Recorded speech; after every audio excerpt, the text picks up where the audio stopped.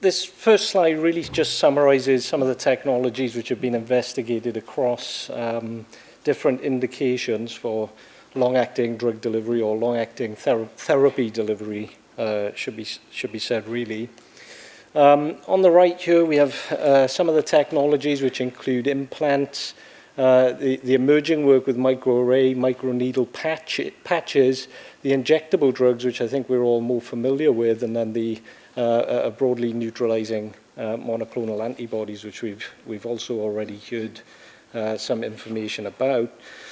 But we also have to consider some of the other emerging technologies, things like the gastric resonance devices for oral long-acting delivery, and some of the work which has happened in terms of local drug delivery through vaginal rings.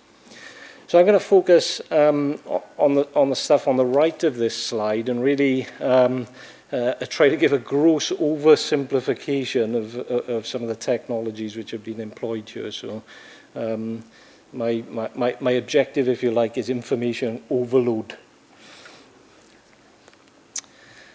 So I thought I'd just start with the broadly neutralizing monoclonal antibodies, which yield passive immunity mediated by disruption of the interaction of the envelope spike with the CD4 positive host cell.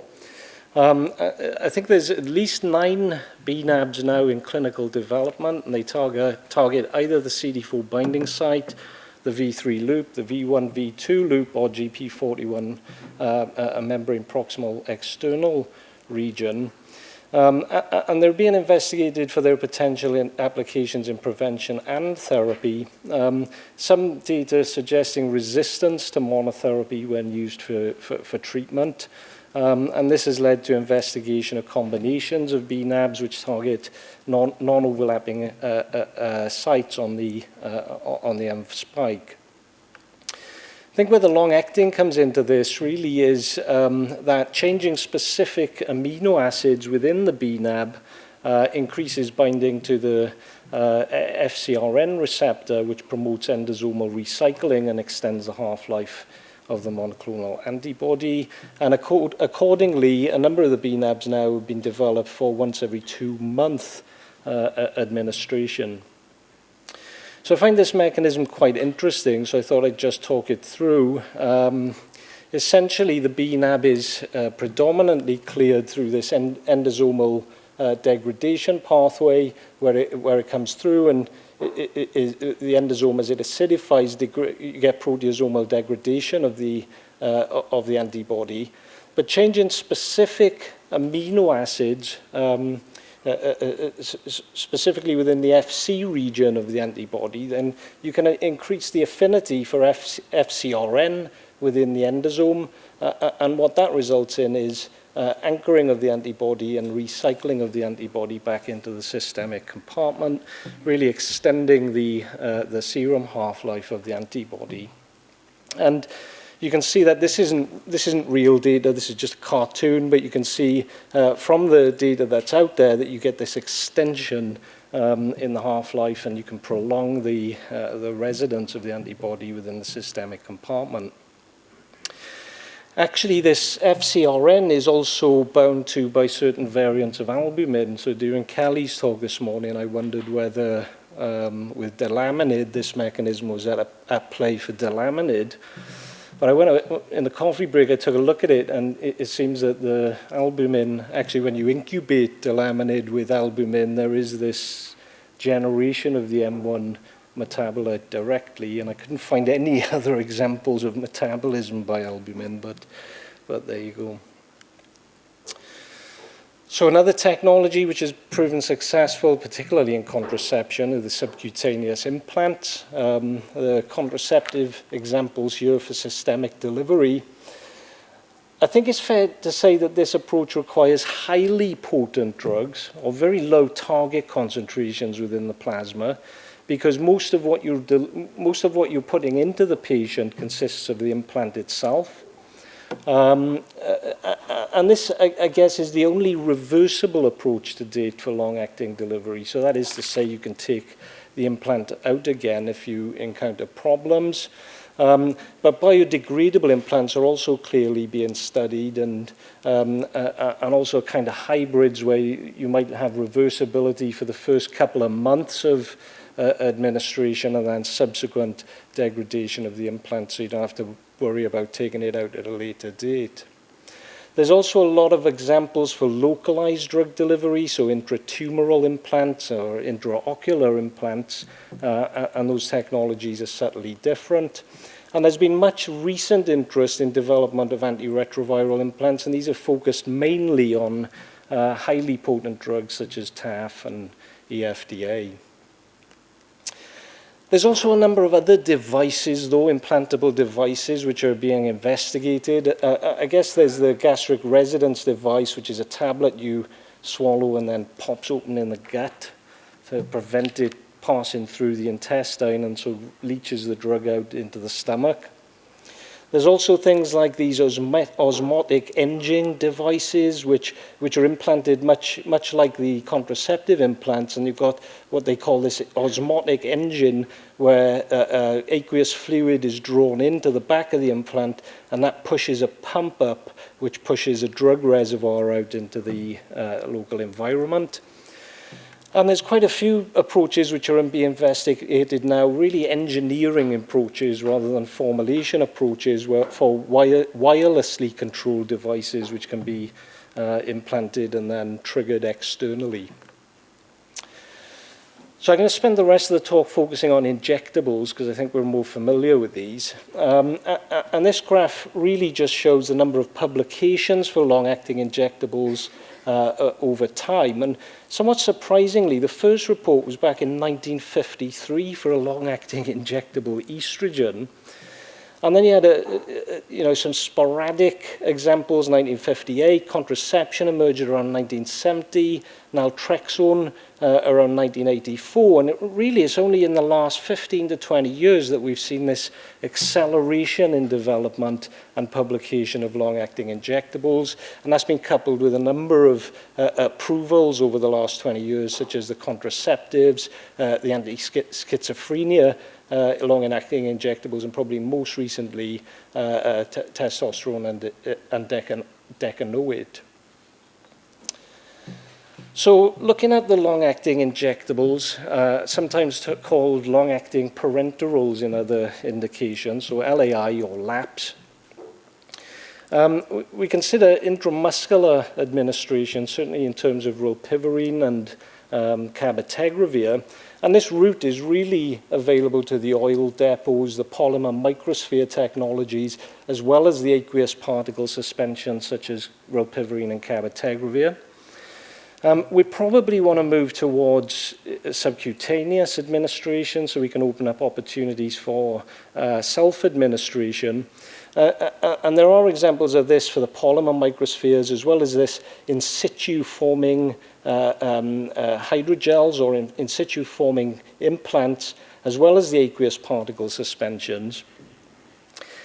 And then I've put transdermal patches on here as well.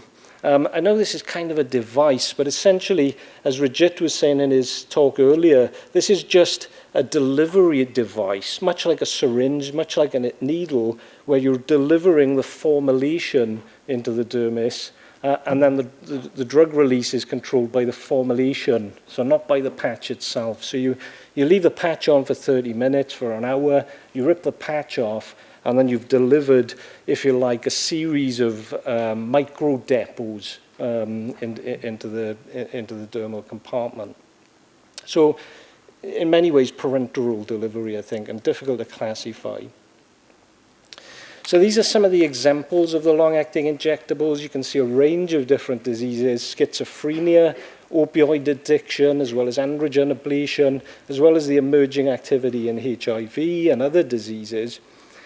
And I think it's fair to say that we're probably witnessing a change in the paradigm now for treatment of chronic disease, specifically for diseases where there are adherence issues. The different technologies have differences, so the drug loading is critical for this approach, and I'll say a bit more about that in my presentation tomorrow. But you can see a range of between 2 weeks and 24 weeks of delivery, which depends on the physical and the pharmacological properties of the drug which is being delivered. So if we look at oil depots, between 4 and 12 weeks of delivery, high drug loading is usually achieved through formation of a very lipophilic prodrug, very commonly a decanoate. But of course, you've got to be aware that you pay a mass consequence for that prodrugging as well. So for the same mass, you're reducing the amount of the active drug. Commonly used oils such as sesame, peanut, castor, coconut oil, and excipient selection, which is included for enhancing the solubility, reducing the viscosity of the oil, or in some cases actually providing local anesthesia, which is important for the oil depots because they're commonly associated with injection site pain, which can persist for up to 3 months in some cases. The polymer microspheres are subtly different, usually administered intramuscularly, but drug release here is controlled by essentially wrapping the drug up in a polymer core, and that polymer restricts the release of the drug. It can be compatible with water-soluble and insoluble drugs, unlike many of the other approaches. But usually you've got this very low drug loading because most of what you're administering is the polymer itself. You get initial release of the drug, which is absorbed on the surface of the polymer microparticle, but then you get hydration of the formulation with virtually no release over the first 3 weeks, followed by this erosion of the polymer where you get the controlled drug release, and then finally bulk erosion of the polymer when there's virtually no drug left within the formulation. The in situ forming hydrogels are quite interesting, probably one of the newer technologies, again compatible with water-soluble or insoluble drugs. And if you look at the material before it's injected, it's usually contained within an organic solution, so in some cases things like DMSO, which essentially dissolve the polymer chain shown here in green and blue. And you can also have a solution of drug in there, or you might have nanoparticles of drug in there as well, or microparticles of drug. And that's all kept in solution stroke suspension within the syringe. But then when you administer that into the subcutaneous space of the patient, the oil phase of the formulation dissipates. And what happens is as the local aqueous fluid enters the depot site, that causes precipitation of the polymer. And that precipitation of the polymer then essentially traps the drug within a polymer implant, if you like, and you get subsequent erosion of that polymer and drug release into the surrounding tissue. So I think we're all much more familiar with the aqueous suspension approaches. So these are things like the paliperidone palmitate for schizophrenia and the medroxyprogesterone acetate for contraception, but also rilpivirine and cabotegravir. There's examples for intramuscular as well as subcutaneous administration. And I think it's fair to say that so far this has been the most successful injectable approach to long-acting delivery. This achieves the highest drug loading of all because essentially you've got nanoparticles which consist entirely of drug. So you can literally almost not cram any more drug per mil into a solution. So this is one of the reasons why this approach has been so successful. So it's also much better tolerated than the oil depot formulations, and it constitutes a suspension of drug. And then you've got excipients in there, but those excipients are dissolved within the aqueous phase of the formulation. And there's lots of approaches to making these particle dispersions, but the wet bead milling approaching has been the most successful to date. It's just shown up here. You just take large chunks of drug in an aqueous environment and you smash them up into small micron or nanoparticle formulations.